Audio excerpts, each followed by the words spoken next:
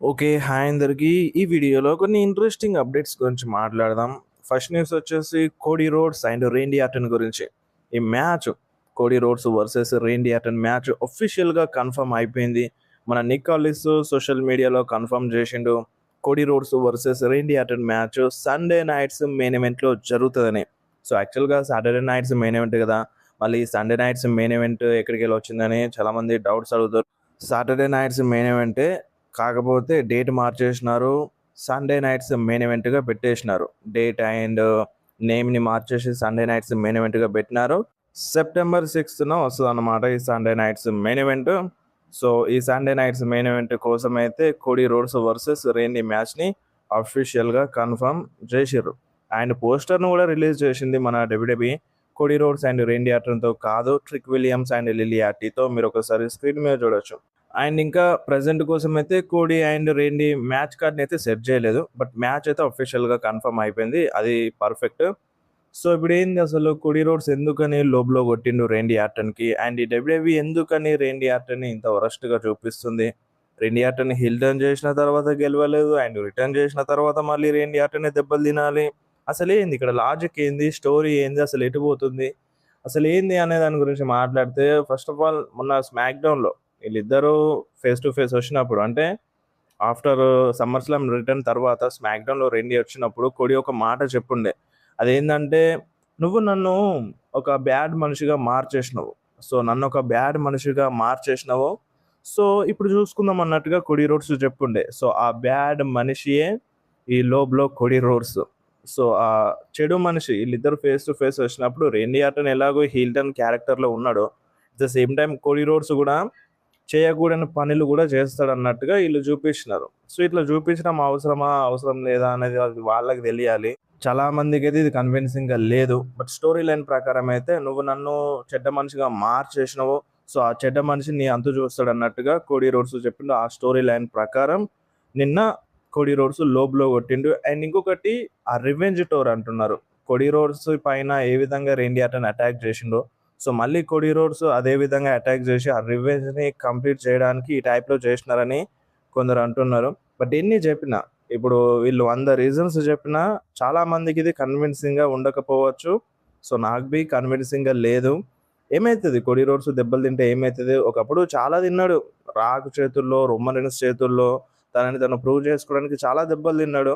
కానీ ఈసారి ఏమైంది? ఈసారి గూడా అలా చూపిస్తే మంచిగుంటది గదా! సో, అంటే తన అపోనెంట్ ఎవరు అనేది మర్చిపోతున్నారు ఈళ్ళు. అంటే రేండీ ఆర్టన్ ఎవరో అనేది మర్చిపోతున్నారు. సో, అది ఈళ్ళు చూపించడానికి మెయిన్ రీజన్ అది. అండ్ ఇంకొక రీజన్ బి ఉండొచ్చు. అదేంటంటే లాస్ట్ టైమ్ కోడీ రోడ్స్ పైన రేండీ ఆర్టన్ అటాక్ చేసినప్పుడు, రేండీ ఆర్టన్‌ది అప్పర్ హ్యాండ్ ఉన్నప్పుడు కోడీ రోడ్సే గెలిచిండు. బట్ ఈసారి ఏందంటే రేండీ ఆర్టన్‌ది అప్పర్ హ్యాండ్ చూపించకుండా మ్యాచ్‌లో విన్ చేపిస్తారు గావచ్చు. సో, ఇదొక అజంప్షన్ అయితే ఉంది. సో, ఇది ప్రెజెంట్ ఉన్న story Cody Rhodes and Randy ఆర్టన్‌ది. సో, అది matter Cody Rhodes and Randy ఆర్టన్‌ది. సో, నిజం చెప్పాలంటే నాకు మ్యాచ్ పైన ఇంట్రెస్టు పోతుంది. సో, పోవడం కాదు అసలు లేదని చెప్పాలి. చూద్దాం మరి మ్యాచ్‌ని ఎట్లా చూపిస్తాడో. అది కూడా సండే నైట్స్ మెయిన్ ఈవెంట్‌లో. ఒక ప్రీమియం లైవ్ ఈవెంట్‌లో కాదు. సండే నైట్స్ మెయిన్ ఈవెంట్ అంటున్నారు. సో, ఈ మ్యాచ్ ఫస్ట్ టైమ్ పెడుతున్నప్పుడు ఎంతమందికి ఇంట్రెస్టింగ్‌గా ఉండెనో, బట్ ఇప్పుడు మ్యాచ్ అంటే ఇంట్రెస్టింగ్‌గా లేకుండా పోయింది. అంటే ఇప్పుడు నార్మల్‌గా ఒక సూపర్ స్టార్స్ వచ్చి ఫైట్ చేయడం వేరు. బట్ ఈళ్ళిద్దరూ గురు శిష్యుల్లా ఉంటారు. సో, అలాంటోళ్ళు ఇద్దరొచ్చి ఫైట్ చేసినప్పుడు, సో, ఆటోమేటిక్‌గా తెలియకుండానే చాలా మందికి ఇంట్రెస్ట్ అనేది వస్తది. బట్ ఇప్పుడేందంటే ఈళ్ళ ఫ్యూడ్‌లో ఇంట్రెస్ట్ అనేది పోతుంది. సో, అది స్టోరీ లైన్ వల్ల. సో, అలా చూపించలేకపోతుంది డబ్ల్యూడబ్ల్యూఈ. సో, వాళ్ళనుకున్నది ఒకటి. బట్ వాళ్ళనుకున్నది మనకెక్కట్లేదు. ఫ్యాన్స్ మనసులోకి అది పోవట్లేదు. సో, అది మీకేమనిపిస్తుందో ఓవరాల్‌గా Cody Rhodes and Randy Orton ఫ్యూడ్‌లో మీకేమనిపిస్తుందో కింద కామెంట్‌లో మెన్షన్ చేయండి. అండ్ ఇప్పుడు ఇది కావాలని కోడీ రోడ్స్ చేస్తుందా? కావాలనే రేండీ ఆర్టన్ చేస్తుందా? అనేది గాదు. డబ్ల్యూడబ్ల్యూఈ స్క్రిప్ట్ అలా ఉంది. స్క్రిప్ట్ అలా ఉన్నప్పుడు ఎవరేం చేయలేడు. మనం బ్లేమ్ చేయాల్సింది ట్రిపుల్ హెచ్‌నే. బెటర్‌గా రాయాలి గదా! బెటర్‌గా చూపించాలి గదా! మామూలు అల్లాటప్ప మ్యాచ్ అయితే గాదు గదా ఇది. ఒక హై పొటెన్షియల్ ఉన్న మ్యాచ్ గదా! అండ్ లైవ్ ఈవెంట్‌లో గూడా ఈ మ్యాచెస్ జరిగింది. ఆల్రెడీ కోడీ రోడ్స్ మళ్ళీ రేండీ ఆర్టన్‌ని ఓడించిండు. అది గూడా స్ట్రీట్ ఫైట్ మ్యాచ్‌లో లైవ్ ఈవెంట్‌లో. సో, ఇప్పుడు ఆన్ టీవీలో జరగబోయే match Sunday nights main event. So, ఓవరాల్‌గా దీనిపైన మీరేమంటారో కింద కామెంట్‌లో మెన్షన్ చేయండి. అండ్ నెక్స్ట్ న్యూస్ వచ్చేసి ఈ వీక్లో most searched super star WWE super star ఎవరు అనేది ఇప్పుడు తెలుసుకుందాం. ఫస్ట్గా ఈ లిస్ట్లో నెంబర్ 1లో ఉంది రోమన్ రైన్స్. షాకింగ్ ఏం కాదు ఇది. Second CM Punk. And third Logan Paul. ఇది కూడా పెద్ద షాకింగ్ ఏం కాదు, కాకపోతే కొంతమందికి షాకింగ్ అనిపించవచ్చు. ఎందుకంటే లోగన్ పాల్ని ఎందుకు సెర్చ్ చేస్తారని మీకు అనిపించవచ్చు. So Logan Paul outside ఎంత పెద్ద ఫేమస్ చాలా మందికి తెలుసు, కొంతమందికి తెలియకపోవచ్చు. సో అందుకనే లోగన్ పాల్ పేరు అనేది సెర్చ్ చేస్తారు. అండ్ ఇంకొకటి తనకి ఓన్గా బ్రాండ్స్ ఉన్నాయి, చాలా ఉంది. అవుట్ సైడ్ ఫేమస్ కాబట్టి ఆ మాత్రం ఉంటుంది. అండ్ నెక్స్ట్ రియా రిప్లీ, దాని తర్వాత Rey Chelsea, Cody. So list ఒకసారి మీరు స్క్రీన్ మీద చూసేయండి, మీకే అర్థమవుతుంది. And next Dominik Mysterio. So Dominik Mysterio అంటే క్యారెక్టర్ షిఫ్ట్ స్విచ్చింగ్ అంటారు కదా, ఒకసారి ఇలా బిహేవ్ చేస్తాడు, ఒకసారి అలా బిహేవ్ చేస్తాడు అనేది. అట్ ద సేమ్ టైం మన డామినిక్ మిస్టీరియోలో డబ్ల్యూడబ్ల్యూలో ఉన్నప్పుడు ఒక విధంగా చూపిస్తారు, ట్రిపుల్ ఏలో ఉన్నప్పుడు ఒక విధంగా చూపిస్తారు. ఏదో తెలియకుండానే అనుకోకుండానే అది ఎట్లనో మరి ట్రిపుల్ ఏకి వెళ్ళేసరికి డామినిక్ మిస్టీరియో ఒక డిఫరెంట్ పర్సన్ లాగా కనిపిస్తాడు. అదే డబ్ల్యూడబ్ల్యూలోకి వచ్చేసరికి ఏ అంత ఇంట్రెస్ట్ ఏం లేదు అన్న ఫీలింగ్ అనేది ఆ టైప్లో చూపిస్తారు. అండ్ ట్రిపుల్ ఏలోనైతే చాలా కిరాగా చూపిస్తున్నారు డామినిక్ మిస్టీరియోని. అండ్ అదే మూమెంటంని డబ్ల్యూడబ్ల్యూలో కూడా చూపిస్తే బాగుంటుంది కదా. ఫస్ట్ ఆఫ్ ఆల్ డామినిక్ మిస్టీరియోని అలా నుండి వేరు చేసేయాలి, ఆ లివ్ మోర్గన్ నుండి వేరు చేసేయాలి, తనకంటే ఒక సెపరేట్ స్టోరీ లైన్ రాయాలి. అండ్ ఇంకొకటి ఏంటంటే నాకు ఎప్పటి నుంచో ఉండే, ఇప్పుడు డామినిక్ మిస్టీరియో వచ్చినప్పుడు చాలామంది ఫ్యాన్స్ హేట్ చేస్తున్నారు.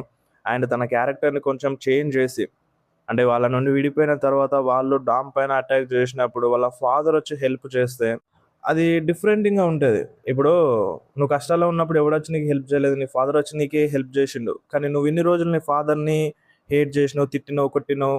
అండ్ ఫైనల్గా నువ్వు కష్టాల్లో ఉంటే మళ్ళీ నీ ఫాదర్ వచ్చి నీకు హెల్ప్ చేసిండు, బయట ఎవరు రాలేదు. సో ఫైనల్గా నువ్వు రియలైజ్ అయినావు. ఆ స్టోరీ లైన్ చూపించి డామినిక్ మిస్టీరియోని బేబీ ఫేస్ సూపర్ స్టార్గా చూపించవచ్చు. సో ఇట్లా చూపిస్తే బెటర్ ఉంటుంది. సో దాని తర్వాత మెల్లమెల్లగా డామినిక్ని ఆ క్యారెక్టర్ని గ్రో చేయొచ్చు. అండ్ దాని తర్వాత బాడీ కూడా చేంజ్ చేయాలనుకోండి, సో అది చేంజ్ చేస్తాడు. సో ఇట్లా చూపిస్తే బెటర్ ఉంటుంది. అండ్ ఇంకొకటి ఏంటంటే ఇప్పుడు మెగా హీల్గా అదే క్యారెక్టర్లో ఉంచాలనుకుంటే డైరెక్ట్గా రేమిస్టీరియోతోనే మ్యాచ్ పెట్టి రిటైర్మెంట్ చేపిస్తే మంచిగా ఉంటుంది.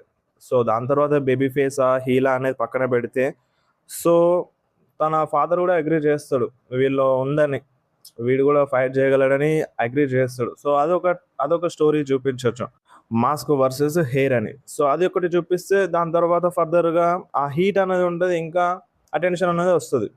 ఈ వేలో చూపించినా బాగానే ఉంటుంది. అటు ఫాదర్ అండ్ కొడుకు మధ్యలో ఎమోషన్స్ని చూపించినా బాగానే ఉంటుంది. బట్ ఇది ఏది చూపించకుండా ఏదో వస్తున్నాడంటే వస్తున్నాడు, పోతున్నాడంటే పోతున్నాడు, పోతున్న రామశిల్క అన్నట్టు అయిపోతుంది డామినిక్ మిస్టీరియో. సో నాకైతే నచ్చలేదు. బట్ ట్రిపుల్ ఏలోనైతే డిఫరెంట్ క్యారెక్టర్ ఉంటుంది డామినిక్ మిస్టీరియోది, నాకైతే బాగా నచ్చింది ట్రిపుల్ ఏ క్యారెక్టర్ డామినిక్ మిస్టీరియోది. అండ్ మీకేమనిపిస్తుంది ప్రజెంట్ డామినిక్ క్యారెక్టర్ పైన కింద కామెంట్లో మెన్షన్ చేయండి. అండ్ నెక్స్ట్ న్యూస్ వచ్చేసి ఒక మనిషి ఉన్నాడు. ఈ మనిషి కొన్ని వారాలుగా, అంటే ఒక ఆల్మోస్ట్ 1 వీక్ 10 డేస్గా బ్లడ్ లైన్ని, రోమన్ రైన్స్ని, బ్లడ్ లైన్ మెంబర్స్ని, బ్లడ్ లైన్ ఫ్యామిలీని టార్గెట్ చేసి సోషల్ మీడియాలో వాగుతున్నాడు అనమాట. రీసెంట్లీ ఓవర్ రేటెడ్ అని చెప్పిండు. అండ్ ఇప్పుడు ఏమంటున్నాడంటే బ్లడ్ లైన్ అనేది ఇప్పుడు చాలా గొప్పగా మాట్లాడుకుంటారు, బ్లడ్ లైన్ మొత్తం ఒక ఓవర్ రేటెడ్ అండ్ ఒక mid card super stars. Blood line మొత్తం ఒక మిడ్ కార్డ్ సూపర్ స్టార్సే. రోమన్ రైన్స్ని పక్కన పెడితే రోమన్ రైన్సే ఎక్కువగా మెయిన్ ఈవెంట్స్ చేసిండు. సో బ్లడ్ లైన్లో మిగతా మెంబర్స్ అందరూ కూడా ఒక మిడ్ కార్డ్ సూపర్ స్టార్సే అన్నట్టుగా అంటున్నాడు. సరే, రోమన్ రైన్స్ మెయిన్ ఈవెంట్లు చేసిండు, బట్ మిగతా వాళ్ళు ఎవరు మెయిన్ ఈవెంట్ చేయలేదా? రోమన్ రైన్స్ కంటే ముందు రాక్ మంచి పేరు సంపాదించింది కదా, రాక్ మెయిన్ ఈవెంట్ చేసిండు కదా రెస్సల్ మేనియాలో. సో అదెందుకు మర్చిపోయినారు? అండ్ వీళ్ళెవరు కాదు, యోకోజోనా కూడా రెస్సల్ మేనియా మెయిన్ ఈవెంట్ని చేసిండు, back to back WrestleMania main ఈవెంట్లో ఫైట్ చేసిండు. ఆ టైంలో నేను ఇంకా పుట్టలేదనుకోండి. సో అదెందుకు మర్చిపోయింది మరి ఈ మనిషి? సో ఏం లేదు, ఈ బ్లడ్ లైన్ని టార్గెట్ చేస్తూ, రోమన్ రైన్స్ని టార్గెట్ చేస్తూ ఇలా నిడితే మనకు ఒక పేరు వస్తుందన్న ఉద్దేశంతో కావచ్చు.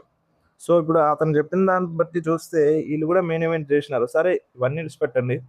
ఊసోస్ కూడా రెస్సల్ మేనియా మెయిన్ ఈవెంట్ని చేసినారు. అంటే మీరు ఇప్పుడు అనొచ్చు, అంటే వాళ్ళు మిడ్ కార్డ్ సూపర్ స్టార్సే కదా, అంటే మిడ్ కార్డ్ టైటిల్సే కదా, మెయిన్ ఛాంపియన్షిప్ వాళ్ళ దగ్గర ఉన్నప్పుడు రెస్సల్ మేనియా మెయిన్ ఈవెంట్ చేయలేదు కదా అనొచ్చు. సో చూడండి, అది కాదు ఇక్కడ మ్యాటర్. రెసల్‌మేనియా మెయిన్ ఈవెంట్‌ని చేసినారా? సో, మిడ్ కార్డ్ టైటిల్స్‌తో ఉండి వాళ్ళు రెసల్‌మేనియా మెయిన్ ఈవెంట్‌లో ఫైట్ చేసినారంటే ఎంత ఇంపాక్ట్ క్రియేట్ చేసినారో మీరు అర్థం చేసుకోవచ్చు. సో, అది. సో, చాలామంది రెసల్‌మేనియా మెయిన్ ఈవెంట్‌ని చెయ్యలేదు. బ్లడ్ లైన్ ఫ్యామిలీలో చేసిన వాళ్ళు కూడా ఉన్నారు. బట్ ఇప్పుడు చేసిన వాళ్ళది పక్కన పెట్టి చెయ్యని వాళ్ళనే టార్గెట్ చేస్తా అంటే ఇది కరెక్ట్ కాదు. ఈ బ్లడ్ లైన్ ఫ్యామిలీ వేస్ట్ అన్నట్టుగా ఆ మనిషి మాట్లాడుతున్నాడు.